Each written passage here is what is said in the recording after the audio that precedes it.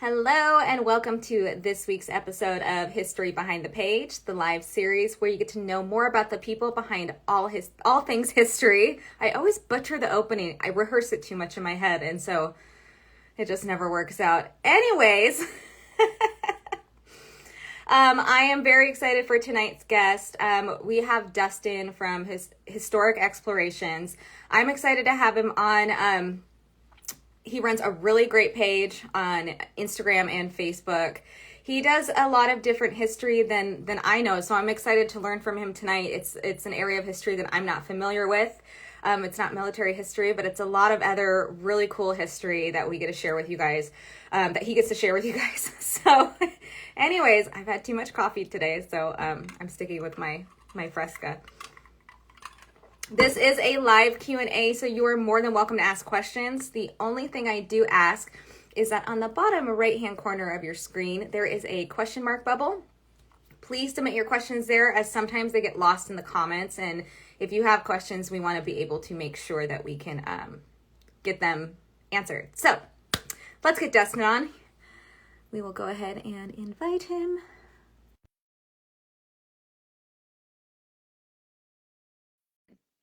Hope everybody's having a good Monday so far.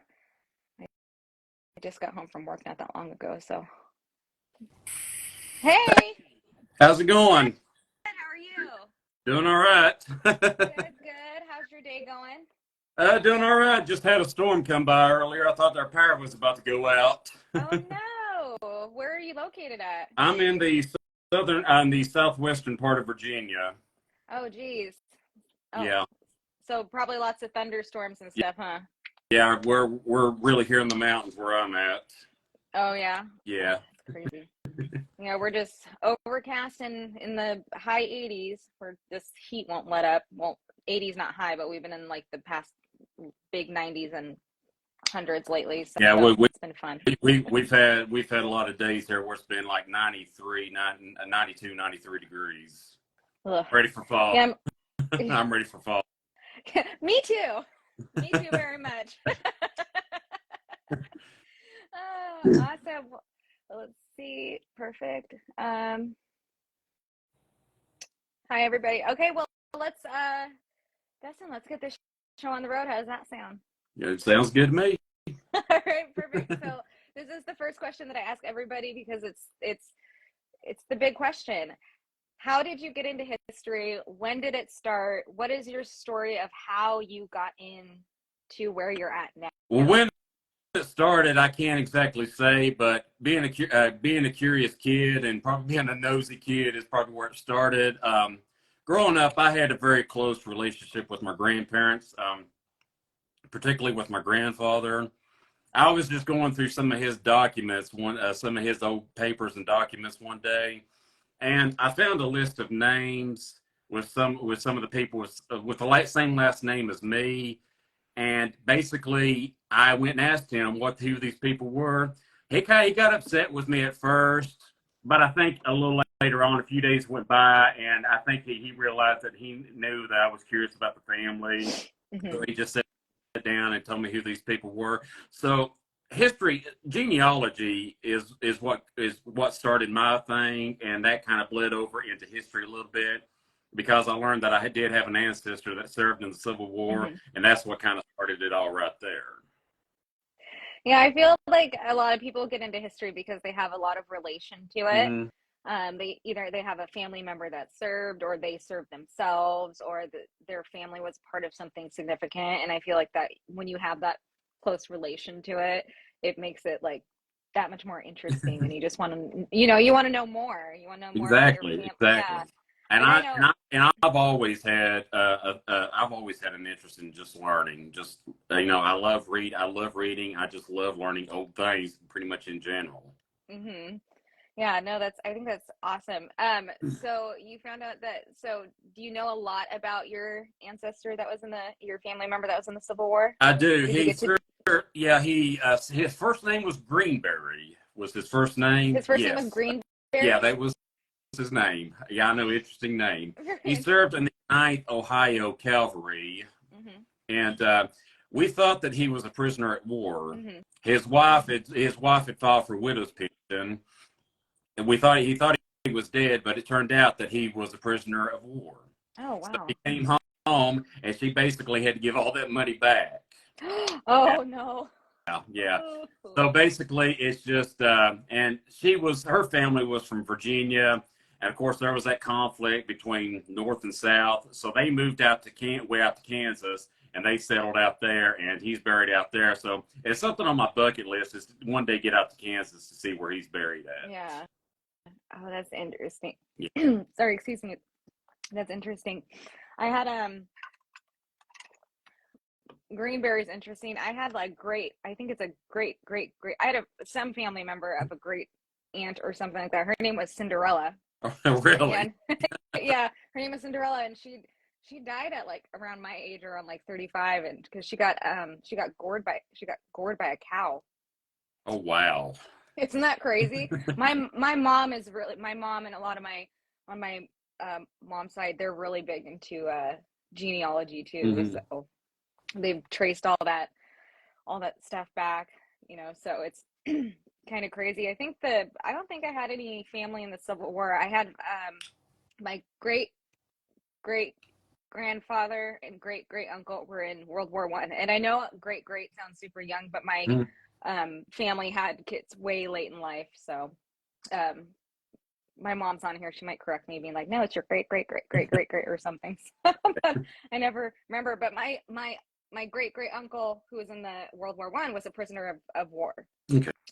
As well. Oh, yeah. Well, for me, I started history. I didn't start really getting serious in history until my early 20s. I had a friend who was a reenactor, and I didn't learn about Civil War reenactments until I was in my early 20s. So about 2009, I learned that he was a Civil War reenactor, and I was like, people actually do this sort of thing? So yeah, I was completely novice to this whole thing. Mm-hmm. So I started going. I didn't really get into reenacting. I just more or less went as a spectator. I joined the regiment that the reenactment group that they belonged to. Mm-hmm. Did that, got involved in that a little bit until about 2012. My interest in history kind of fizzled away because at that time I started going to college. I've got my bachelor's in business, so my interest in history started reigniting about a little bit after the time my grandfather had died in 2017. Mm-hmm. I started just going, started going places, not so much history places, but other places in general. And after going to, started going to some museums and everything, that's when my interest started really igniting. And I started, just watching YouTube videos in general. And I saw how much of a trend that it was becoming, for people just posting, videos and everything. So that's really what got me about 2020 when COVID started hitting. Mm-hmm. I thought I wanted to start doing something like that. And it just kind of hit me. So about a year ago is when I started Historic Explorations. I started on Facebook about March of last year, and 2 months later on Instagram, and in the summer of last year I started on YouTube. Yeah. Oh, that's awesome. That is so cool. It's funny. A lot of history people that I talk to, a lot of them, amazing pages like yours and a bunch of others, they're like, every time I'm like, when did you start your page? Everyone's like, COVID. Yeah. And I'm like, well, yeah, we had downtime. That's true. Yeah, that's true. Yeah, that's true. Pretty much stuck at home and everything like that. Yeah, no, exactly. No, I think that's pretty awesome. Okay, so you started on Facebook, you're on Instagram, and then what do you do on your YouTube channel? Right now, my YouTube channel, I've got close to about 150 subscribers right now. I'm hoping to get out this fall, start traveling locally, a few historical sites, get some video footage, and, start, posting them up. And, hopefully, I like to see how interested people are in them and everything like that. I was actually in a car wreck earlier this year. Nothing serious. I banged up my shoulder pretty good, but so that's been kind of a stick in the mud for this year. So hopefully I'm trying to get, kind of get back in action a little bit and get out a little bit more this fall and everything. Yeah, because Virginia is very history rich. So there's probably, I bet, a lot of places to to go Yeah, there explore is. Yeah, there and is. visit. Well, when you're talking your war history and everything, there's not so much here in this part of Virginia where I am. It's more like Central Virginia and up in Northern Okay. Virginia and everything. Mm-hmm. But this area, this part of the Appalachian Mountains here where I'm at, as you see, where I post history, that's a little bit different from what everybody else sees. Coal mining is something that runs in my family very deeply. My grandfather was a coal miner, and that's something that's very near and dear to me. Is sharing these miner stories and everything, and like that, doing some oral stories and everything. I share like a lot of anniversaries of coal mining disasters that happen here throughout the region of my area and everything. And Mm-hmm. and another thing that did happen this week is what they call the Battle of Blair Mountain. And what that is that was the one of the largest labor striking happened in 1921, and this happened in Mingo and Logan County, West Virginia, right at the Kentucky border. And if you're not familiar, and for those that are not familiar with this area, this is the exact same area where the Hatfield and McCoy feud took place. Yes. Really? Yes. Oh, that's cool. Yes. So there's a well-known town called Matewan, and that's where all this was centralized at. Mm-hmm. And basically, what it is 100 men was arrested, and you had a lot of men that died as well too.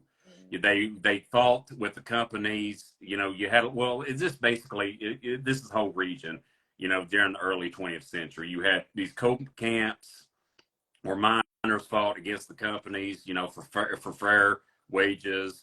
They were treated unfairly and everything. It was not is there's a lot of history there. It's not pretty, but it's something that that needs to be said, that I feel like needs to be shared. Yeah. So, yeah, I mean, I don't know anything about that part of history or anything. Yeah. That's something that I just don't know about, and I feel like in your Virginia, and you have it in your family. So did you know about all of this coal mining history growing up, or was this again something that started in your 20s? Started in my 20s. I started Mm-hmm. really getting into it a lot more, as time went on. My grandfather was, of course, still living at the time, and just got a little bit more information from him. Harlan County, Kentucky, where my grandparents actually grew up at, that is one famous. There was a lot back in the 1930s. There was a lot that happened there, which how it's got its name, Bloody Harlan. Mm-hmm. You had even the local law enforcement. They were corrupt and everything like that. They were on the company payroll, and a lot of miners that wanted to join the union, they were kicked out of company houses and everything. They were blacklisted. A lot of families had, you had a lot of you had some men that died and they had to move away and everything. They were stuck in it. And another thing with coal companies, you had the miners. They lived in company houses. They were practically owned by the company. Mm-hmm. You had them their miners' pay was deducted. There was like salary pay for the pastor. The church was actually owned by the company as well too, and pay was deducted from their salaries. You had, and even burial. There was a deduction for burial insurance as well too. Yes. Wow. Yeah. That's a And that's a lot. And like 10% of their pay was like in what they call script. Mm-hmm. And it's like coins that was valued coins, and they were used exclusively at the company store. You had Okay. company store that you cannot buy. You that portion of their money you cannot use that anywhere else except for the company store. That's so interesting about how much control that they had over Yeah. the miners when it comes to finances, housing, where you can buy things at. Yeah. Like that's you don't hear about those things, and that's wow. I didn't know that was a reality back then. Yeah, it was. That. So you focus on the coal mining. What else piques your fancy, and what else do you talk about on Well, historic exploration? I've always been a big movie buff, film buff, and Mm-hmm. everything. So I do share a lot of some entertainment history as well too. I'm going to try to get into that a little bit more as well too. Not so much of that and everything, but right now a lot of my focus, is just a lot of on this day in history thing. As you probably see, what my Mm-hmm. content is right now and everything. So basically, it's just that right now. Right now, I'm actually working on a website, so I'm going to be doing a blog here, and I'm actually going to be starting up a podcast as well too. Nice. Doing, Well, actually I'm doing some interviews myself with some local people here in my area and everything. So hopefully get that started here soon. yeah, get those stories out that people don't know about, and people won't know about them unless they're told. Right. So that's I think that's a really awesome idea. So I can't wait for the podcast to come out, and when it does, I'll definitely be listening. So that's awesome. Thank you. And basically, I live here in an area where Daniel Boone actually came through here as well too in 1773. Mm-hmm. He actually lived here in Castlewood, where I live at. Uh-huh. He stayed here for 2 years, and he actually had a son that died here as an infant. Oh wow. Yeah. Yes. Oh wow. See, you do have rich history where you are. So you don't have to go to Central. So of course, so Daniel Boone, he lived here for about a year and a half. Was 2 years, but mainly like a year and a half, and he went on across, moved out west toward Kentucky through what they call the Wilderness Road, Mm-hmm. and he stayed there, and he built the Wilderness Road there for about 2 years, and then he made on his way on up to Kentucky, up through what they call Fort Boonesborough, which that is in central Kentucky. It's modern day Madison County, Kentucky. Mm-hmm. Yes. Oh, that's interesting. So movies, you say you're a movie buff.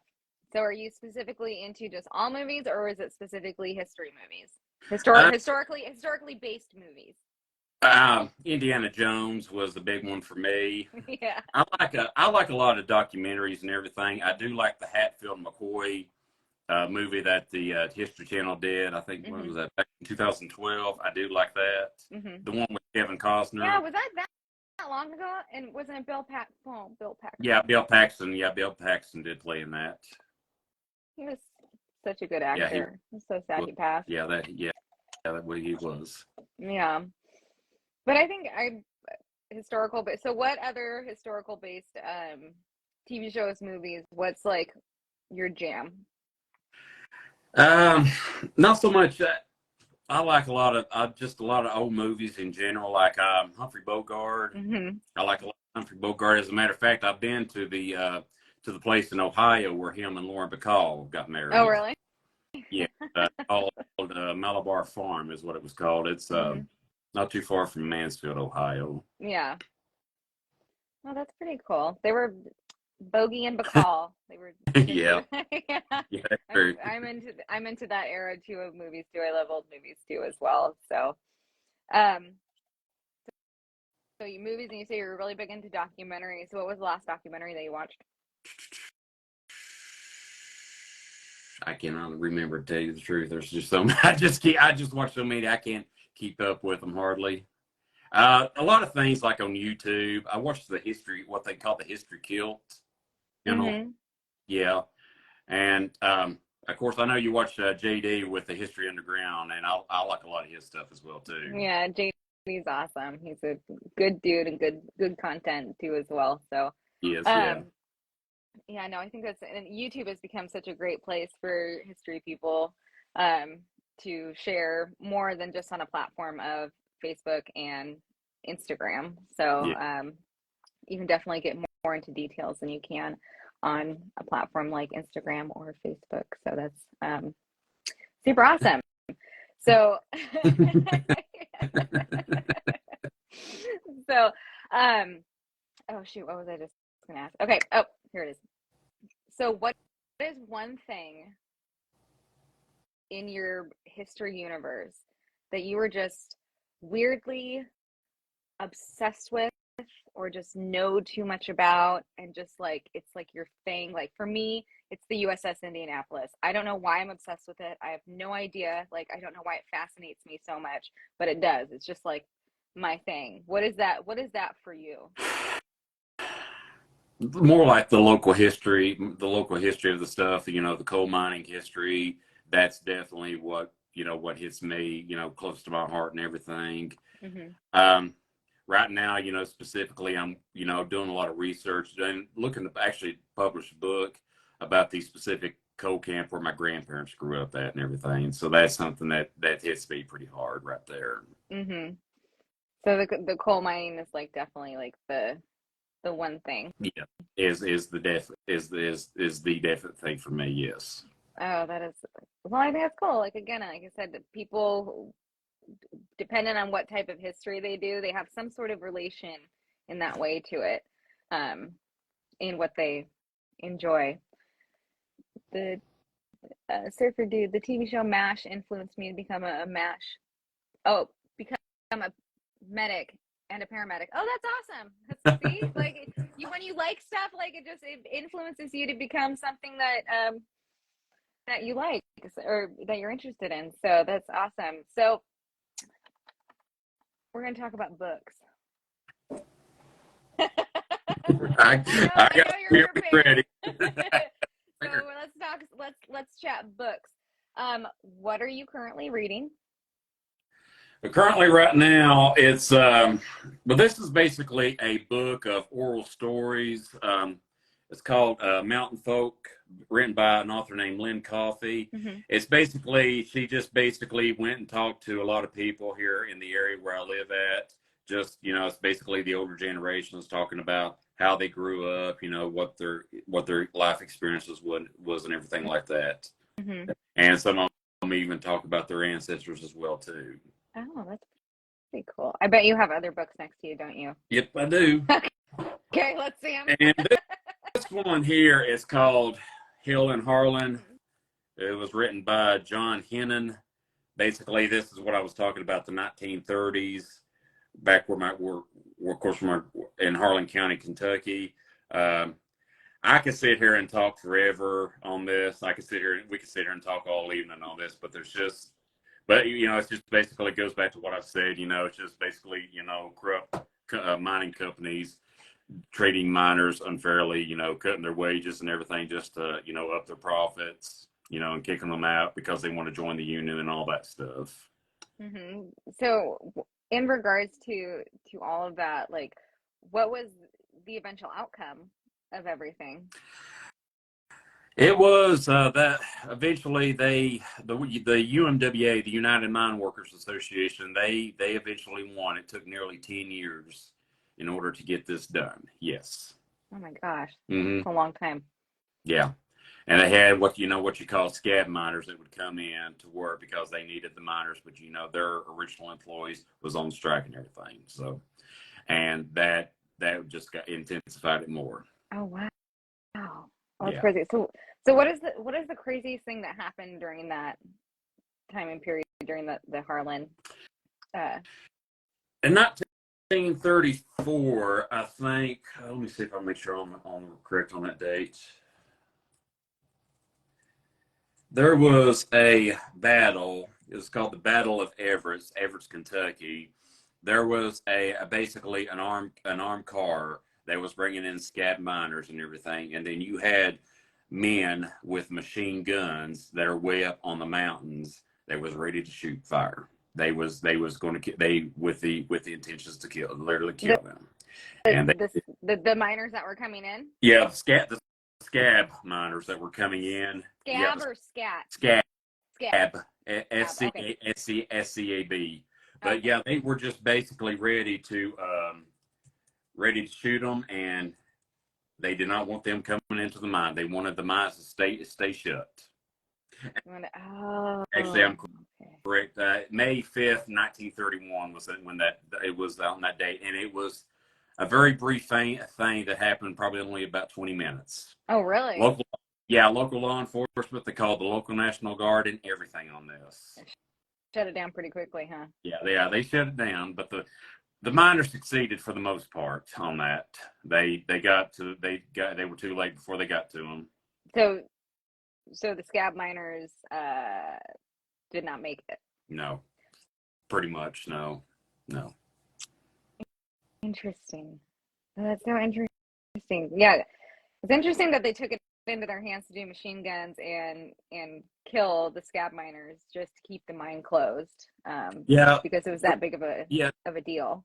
To give, pretty much back, for this area, back in them days, you had men, they took the law into their own hands. They did what they felt they needed to do to protect families, and, they did a lot of things that they shouldn't have done back then, but it was the way life was back then. Yeah. I mean, it was definitely different. It was during definitely a different time. And when you have, somebody defending something like their mine and trying to get fair wages and, to say F you to these companies and give into what we need, they're going to do, I guess, whatever it takes. So, but again, I don't know that much about that history. So now I'm intrigued. You're going to get me started on some rabbit holes. I'm just like, coal miners, let's take a peek at that. Because I'm also a very curious person too. That's one of the reasons I started History Behind the Pages, because I wanted to ask people their why and do interviews like this and be like, why do you like history? What do you love about history? Share some history with us, because I'm just curious. I want to know more. So do you have a couple more books over there? Yeah, I do. Right. Another one here is, well, actually, this is actually the last one. That's Devil Anse Hatfield right there.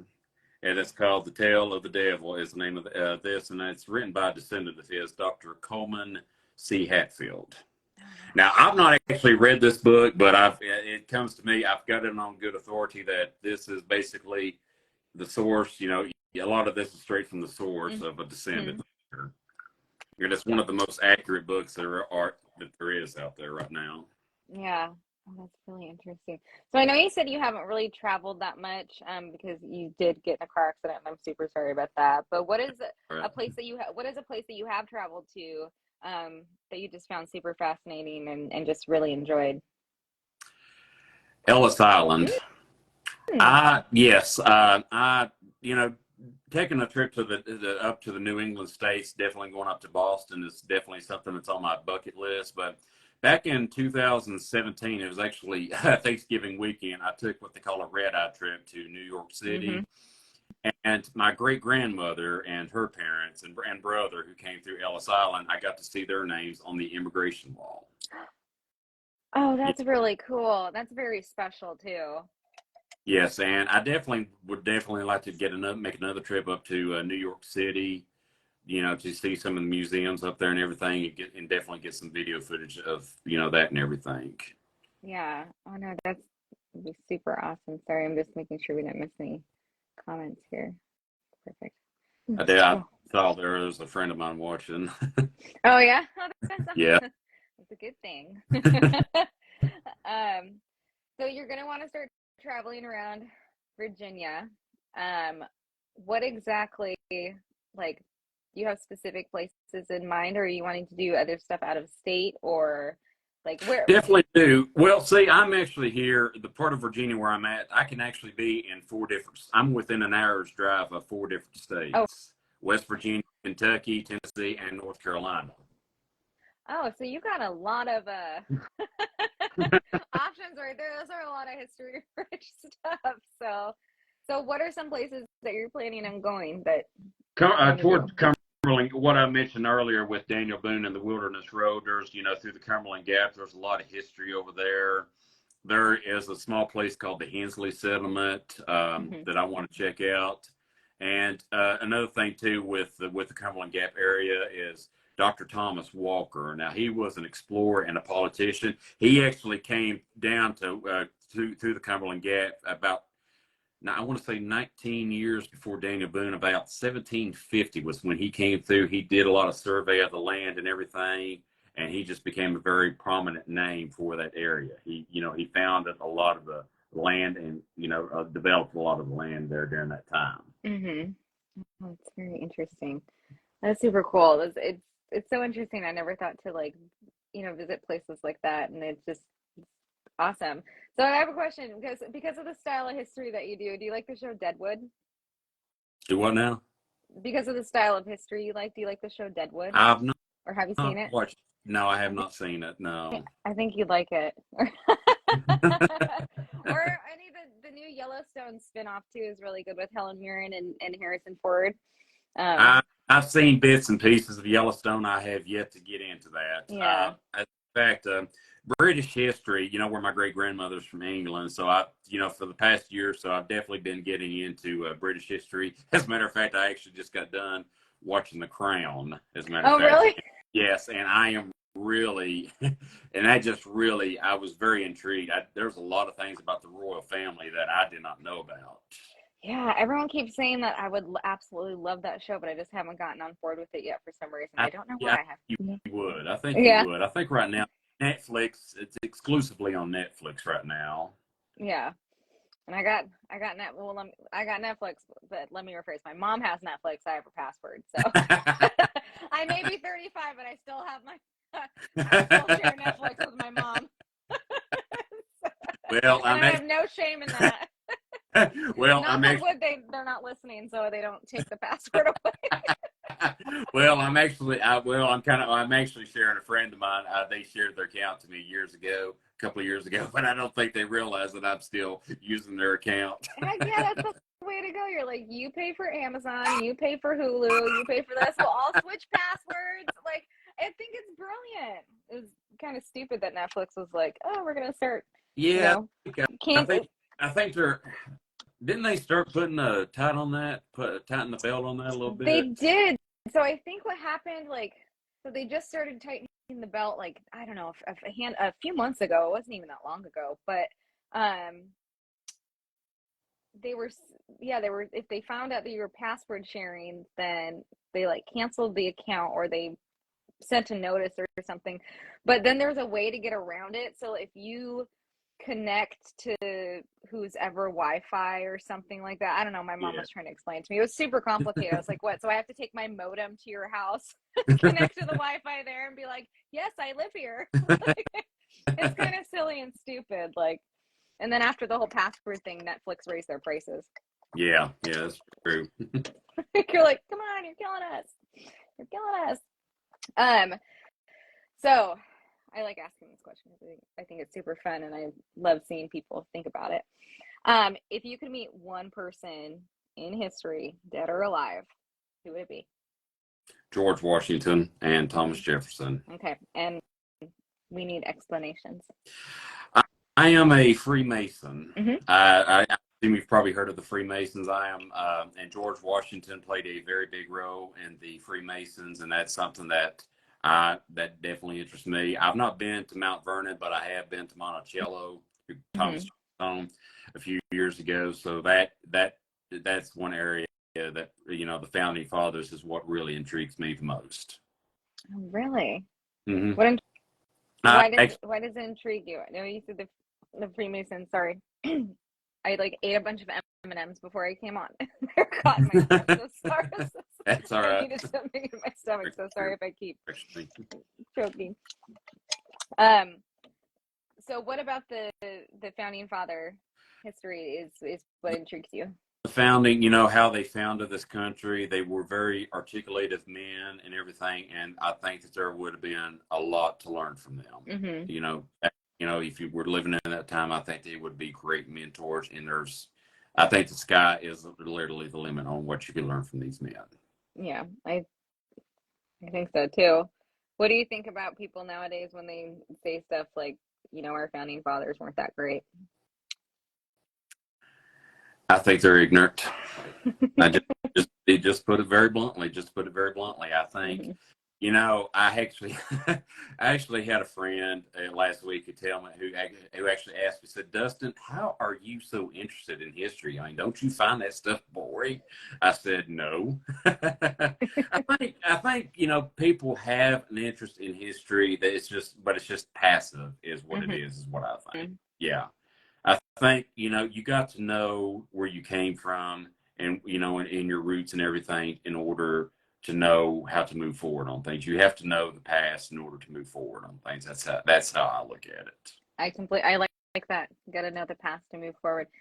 I completely agree with that, and I feel like a lot of people would be interested in history. Like, do you have that little history bug inside of them? It just hasn't been opened and intrigued yet, because a lot of people, they think of history, they think of their high school history class. Yeah. And they're like, you know, it was a requirement to graduate. It was boring. It wasn't engaging, entertaining. You know, back when I was in high school, we didn't have social media. We didn't have smartphones. We didn't have YouTube or anything like that. And so, you know, everything was books.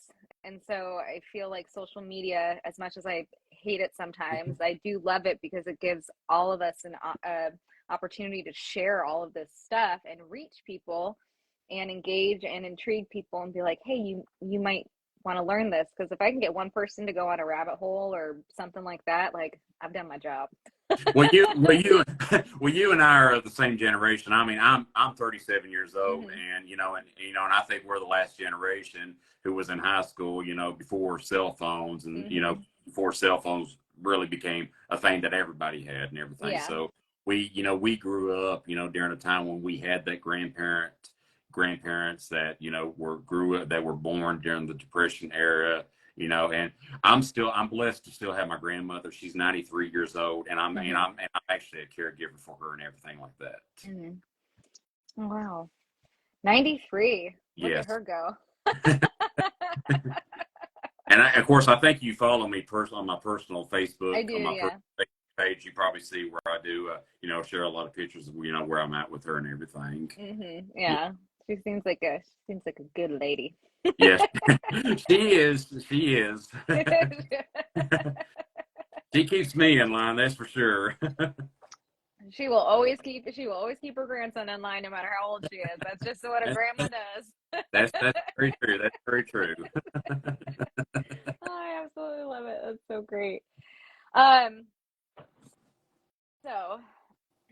I like asking this question too, because I always have my answer like stuck in my head. And it hasn't changed for like years. If you could go one place in the United States or abroad to visit history wise, it doesn't have to be part of like the coal mining. It could literally be anything. Where would it be? Gettysburg. I love Gettysburg, and definitely want to travel abroad to England, where my great grandmother's from. See some of the history over there. Gettysburg.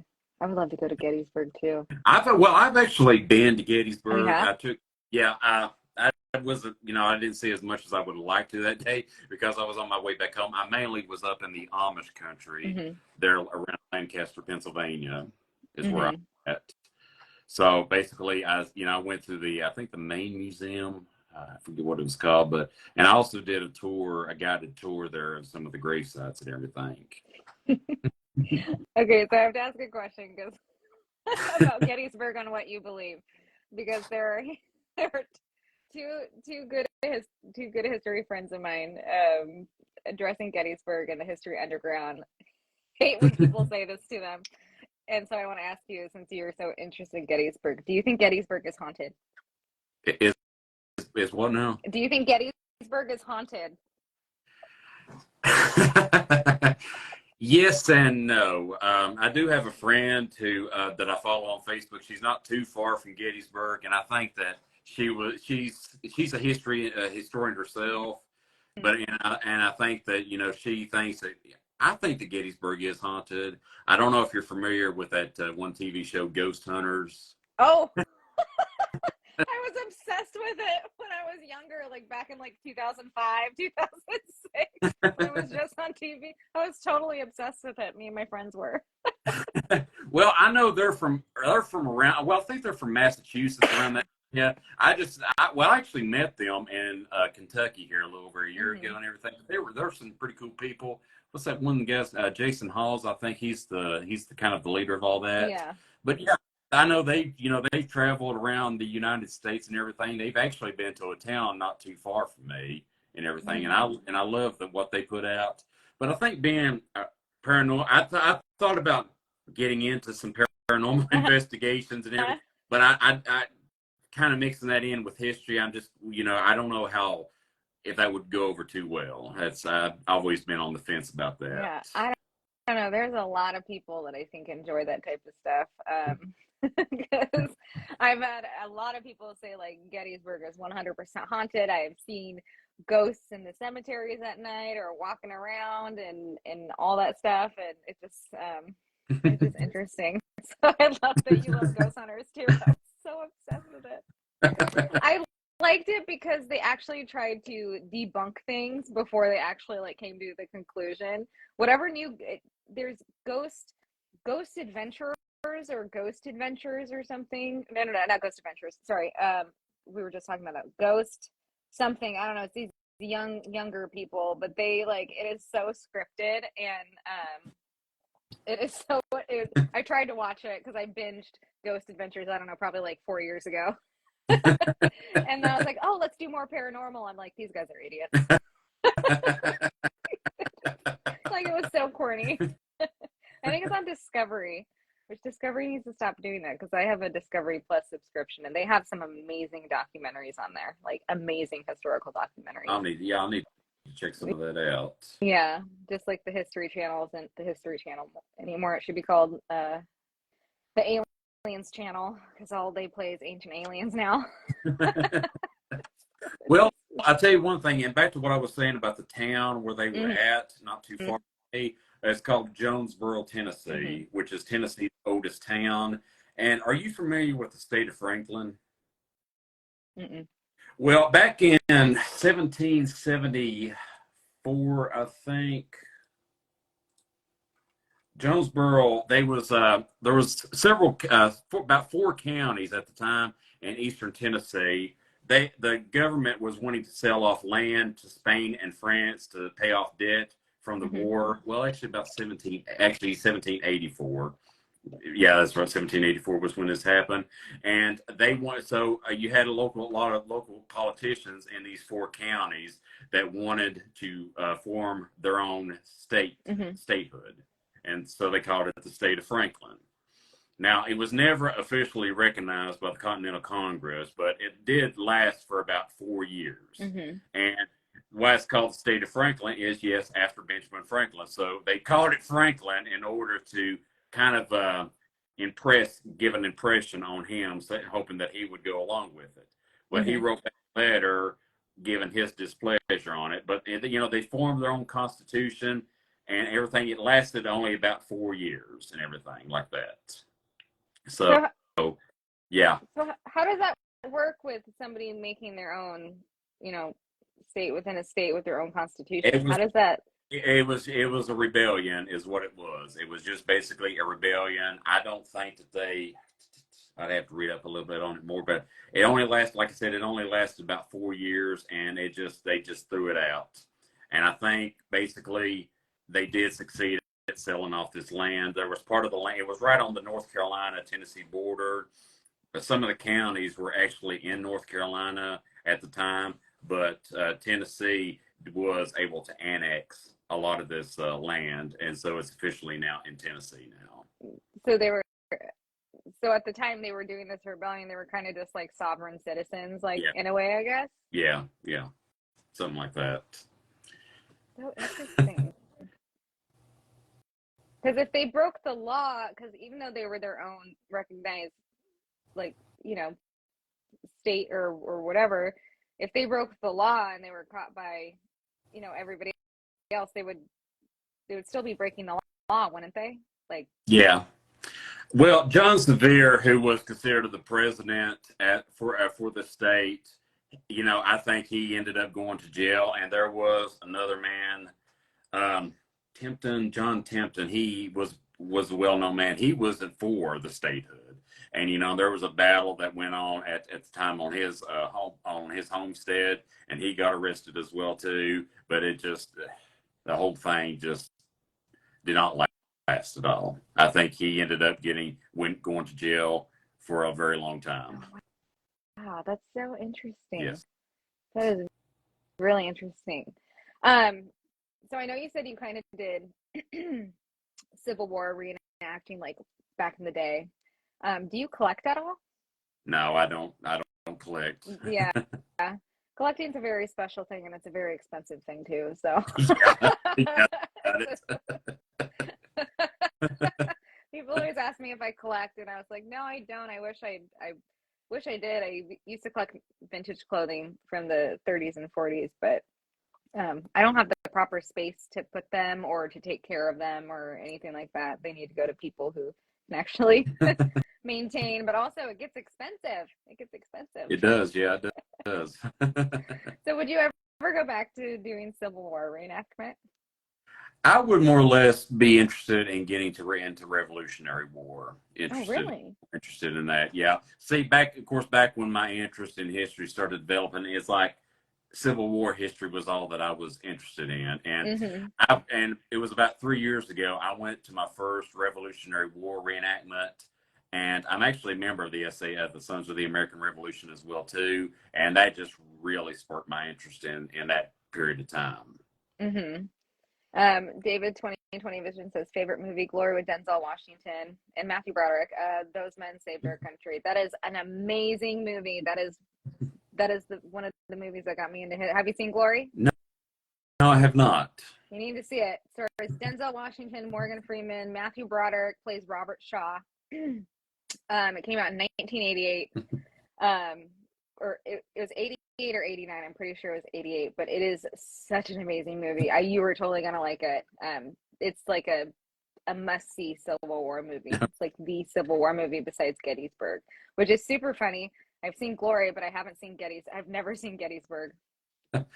I'll have to admit I've seen bits and pieces of it, but it's been probably back when I was a teenager when I saw it. Yeah, no, it's on my watch list on my TV, and it has been for years, but I just haven't watched Gettysburg yet, and everyone gives me such grief for it. And I'm like, I know, I'm sorry. I was like, but I've seen Glory a billion times. It's funny, that movie got me into history. I feel like everybody starts when they do sorry, there's a little fruit fly. Civil War starts a lot of people off that I've met. They're like, what got you started? And they're like, Civil War, Civil War, Civil War, Civil War. Because I think a lot of us in school learn it around 7th and 8th grade, which I learned it in 8th grade. And that's kind of when your brain is really opening and developing and just kind of like latches onto people, I feel like. So Revolutionary War. So you've been to a Revolutionary War reenactment? Yes, I have. Oh, it was over in Wilderness Road was where I went to. Wilderness Road State Park over toward the Cumberland Gap area. It was called Virginia's First Frontier. Basically, back when Daniel Boone had started that in 1775, I think. He had, and people that were going out west, it was a stopping point for them to pick up supplies while they were moving out west and everything like that. Oh, that's interesting. Mm-hmm. I've never been to a reenactment before. I've been to Living History Days, where people, dress up, set up, their tents and jeeps and all that stuff. I've been to those things. I've never been to a reenactment before. I've always been so intrigued about going, especially to a Civil War reenactment. I don't know why, but I think it'd be so cool. But I live in Oregon. We have nothing like that out here. Well, we have a living history event that happens once a year, but we don't have anything like that out here. It's our state is not that. So, if you know what I mean. Not a big military state. The biggest thing military-wise that happened here was when we have Lewis and Clark and the Oregon Trail. We have that. That's like a big part of history. But if you're talking like military history, there was a Japanese sub that attacked Fort Stevens and took out the baseball field sign back in 1942, I think it was. But yeah, we don't really have. Furthest west I've been is probably Memphis, Tennessee. Yeah. I've got some cousins that live in Washington State, I think near Spokane, so I'd like to, fly up there and see them sometime. Yeah, Spokane's probably about 8 hours away. Spokane's really close to Idaho, so it's on the complete opposite side of the side of Washington. Because I'm only 20 minutes from Washington, but I'm on the northwestern side. So yeah, Spokane's about I think like 8 hours. Okay, I could be wrong, could be shorter than that, but I've only been to Spokane once and I don't remember the trip, so but yeah, let's see. Hold on. Somebody had a comment on here that I wanted to read and it went by way too fast.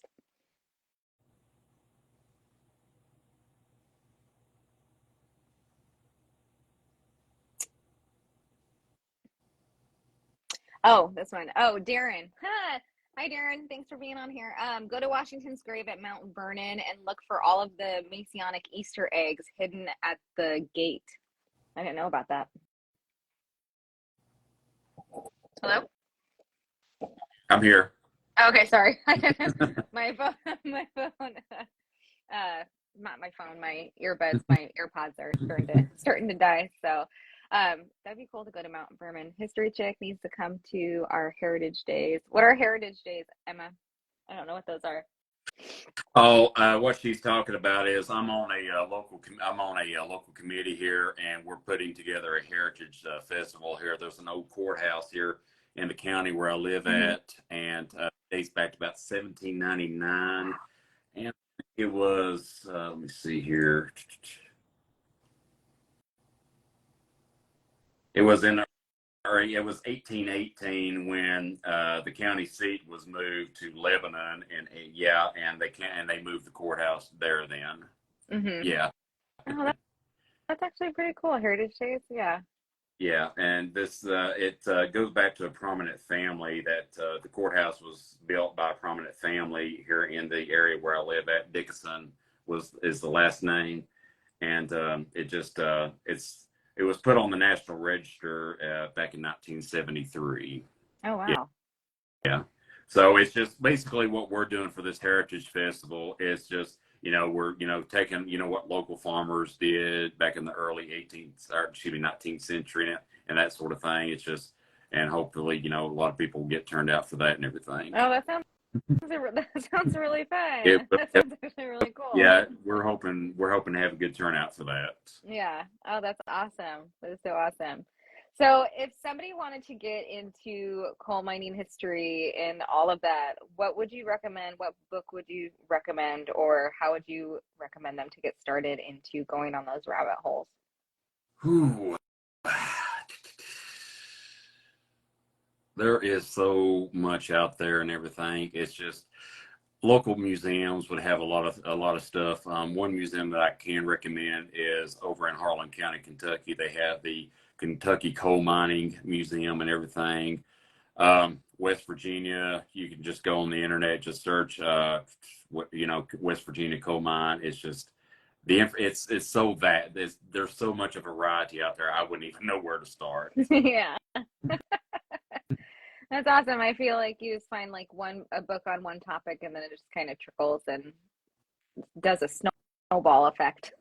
And all of a sudden you're like, I'm reading about this, and all of a sudden you're like, how did I get on this topic all the way over here? This is so crazy. Well, if you're looking at anything specific to my area, there is a guy. He's a local attorney. His name is Frank Kilgore. You can look up a lot of his books on Amazon, and he's got he's actually got a local museum here where I live at. It's called the Mountain Heritage Museum and everything like that. And that would just, that sort of thing. That's what I would recommend. He don't have a website for the museum because it's a small museum, but that you can, check out his books, and that kind of would, kind of get the ball rolling on that. Yeah. Yeah. I had a question that I was going to ask earlier, and it just popped back into my head. I want to know, what was the one of the hardest things besides the unionization and those strikes and everything? What was the hardest thing for coal miners back then? Lack of opportunities. There, you didn't have, of course, you didn't have the technology. A lot of, black lung was the one thing that a lot of miners end up getting, and they end up dying, just a lot of hard breathing and everything. Black lung was a deadly thing for a lot of coal miners. Yeah. Luckily, my grandfather, he did work underground a lot in coal mines, but he never did get it for some reason. And he was he was one of the few that was very lucky. But black lung is a very deadly thing for a lot of miners. And that's just from breathing in the Coal dust, the coal dust and all that stuff, and yes, it affects your respiratory system, obviously. Like exactly. That's insane. And then opportunities. I mean, if you live in a coal mining town, isn't that literally like pretty much the only job that is Yeah, available? it's I mean, it's like I mean, it's pretty much unless you moved out, which a lot of them were just pretty much confined, due to being stuck in poverty. Mm-hmm. It was a way of life. My grandfather was a coal miner. I mean, he was a coal miner, but he made the move from Kentucky to Virginia in 1959 because at the time the company was not going to renew their contract with the union.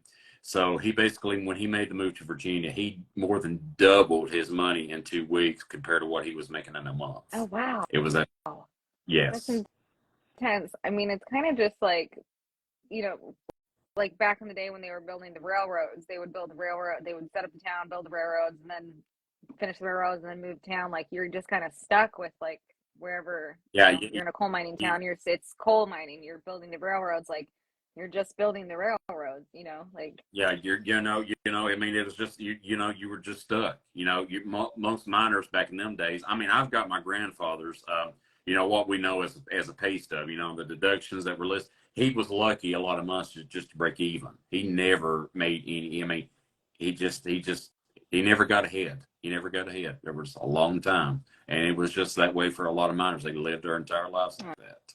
Oh, that's really sad. Yeah, it is. That's great. Again, this is history that I don't know, so I'm so interested about these things. I'm like, oh. So, what can we expect coming up with historic explorations? What are we going to be looking forward to? Definitely when I get my website get going, I'm going to definitely do a whole, put out a lot more content. That's why I've been kind of holding back on a lot of things right now. So, I was trying to get this website. It's a whole new process for me. It's a deep learning curve for me. So I'm having to get a bit of help on that here, hopefully tomorrow. So, and once I get that going and get my podcast going, you'll see a lot more content. I'll be doing a lot more writing and everything like that. I want to make it fun, but I also want to make it educational for a lot of people. I want to, people to enjoy it, to be able to learn from it and everything, and hopefully, like I said, like back with what I was saying earlier, doing a little bit more traveling locally within, 2-hour distance of where I live at here, and, get some video footage for YouTube and everything. And I also do have a new logo that I've got as well too, and I'll be releasing that at once when I get my website going and everything too. Oh, really? I'm interested. The logo you have now is actually really cool. So I'm excited to see what you're gonna have next. Well, the logo I've got, and I like it as well too. But the one that I've recently made, I think it reflects more of what I'm doing and everything. I think it'll be a better, projects more of what I'm doing and everything. Yeah, no, I totally get it. So, Dustin, this has been super awesome and amazing. This has been super informative. I'm so happy that you came on and that we're able to have this chat. I appreciate you having me. Yeah, of course. Why don't you tell everybody where they can find Historic Explorations? YouTube, Facebook, and Instagram. And hopefully, I've been thinking about starting up a Twitter page as well too. What are they calling it? Something else now. It's called X something or something like that. I think it's just called X. I saw that like the other day. I was like, they're like X, formerly known as Twitter. I was like, wait, what? I've never had a Twitter. I don't. Yeah, I'm never. I mean, I set up a Twitter. I set up a Twitter account from just my personal self a few years ago, but I've never actually done it with it. Yeah.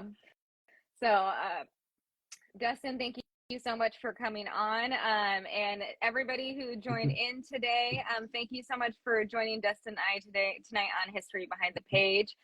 This will be available to rewatch on Instagram instantly, and then I will be getting this uploaded on YouTube, so you can watch it there too as well. I will link Dustin's pages, Historic Explorations, in the description of this video. And yeah, thank you guys so much for tuning in. And Dustin, again, thank you so much for coming on. Thank you for having me, Sarah. All right. You have a great night, okay? Thank you, and you too. All right.